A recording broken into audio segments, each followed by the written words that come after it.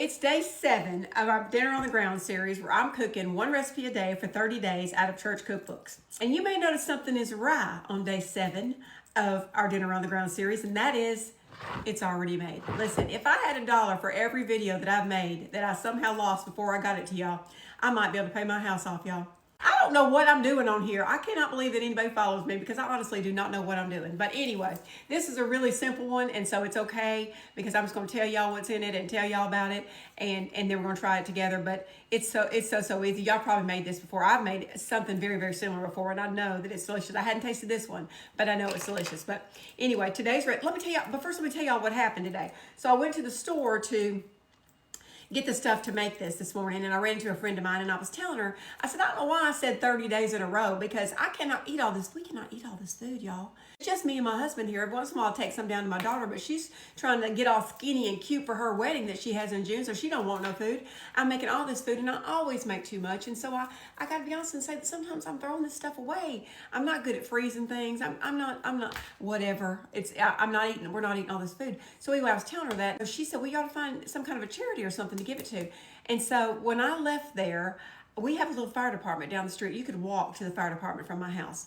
And I thought, I'm going to drive down there and see if they, I don't know if they want to. They don't know, where it'd be coming from, so they may not be interested in it, but I'm going to go down there and talk to them. So I went down there, and they were outside washing their trucks, and because it's a beautiful day outside, and they were washing their trucks and stuff, and one of them walked up to me and asked, I'm sure he thought, what's this woman doing? And I told him who I was and what I did on social media, and that I cook and stuff, and could I, if I made too much, would they mind if I brought it down there to him? But he looked me in the eyes and he said, ma'am, are you asking me if we'd be okay if you brought us food? Because, yeah, we'll be okay if you brought us food. So I'm so excited to say that I will not be throwing anything away.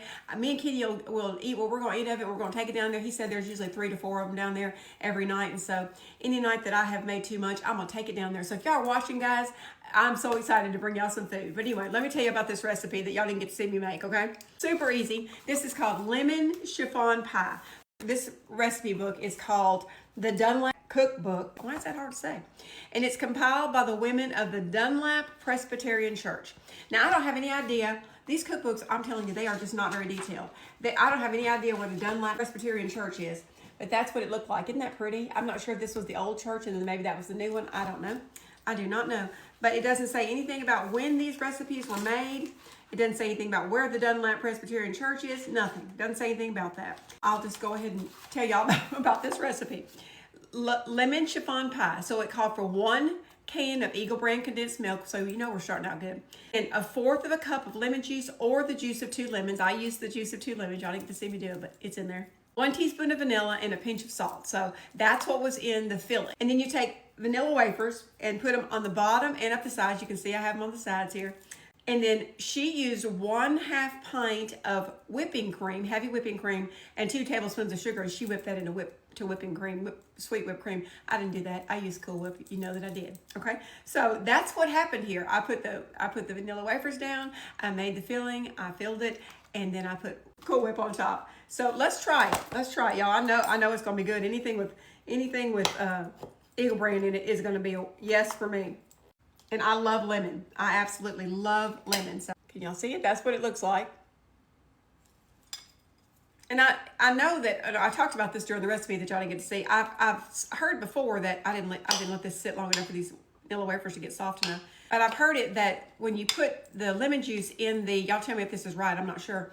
But when you put the lemon juice in the Eagle brand, it kind of cooks that milk a little bit, and that's what makes it firm up. Let's try it.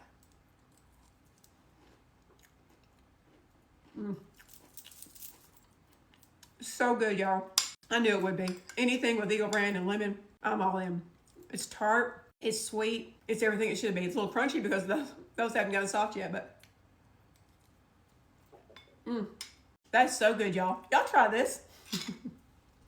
Wait, before y'all go, I completely forgot to tell y'all who gave this recipe. I always want to recognize their names in case somebody knows who they are and they can tell us, and they can come back and tell me. This is Miss Glenn, or he might be a Mr., I'm not sure. Glenn Trichel. I don't know, Glynn Trichel, Trichel. Thank you, Miss or Mr. Glenn Trichel. That's a delicious recipe. Now y'all try that.